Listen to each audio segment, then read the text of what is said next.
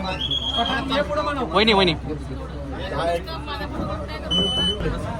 राज्यात स्वच्छ अभियानात बारामती एसटी बस स्थानकाचा प्रथम क्रमांक आलेला आहे। 1 कोटीचं राज्य सरकारकडून बक्षीस देखील मिळालेलं आहे। याच पार्श्वभूमीवर राज्याच्या उपमुख्यमंत्री सुमित्रा पवार आज बारामती बस स्टँडला भेट देखील दिलेली आहे आणि त्यांच्या मार्फत ज्या 10 बस या बारामती बस स्थानकाला मिळाल्या आपल्यासोबत वहिनी काय सांगाल? खरं तर राज्यात उपमुख्यमंत्री अजित पवार यांच्या संकल्पनेतून बारामती बस स्थानक झालं, अगदी विमानतळाप्रमाणे हे बस स्थानक होतं, संपूर्ण राज्यात याची ही झाली, परंतु आज या बस स्थानकाला 1 कोटीचं बक्षीस मिळालेलं आहे, राज्यात प्रथम क्रमांक आलेला आहे, काय सांगा?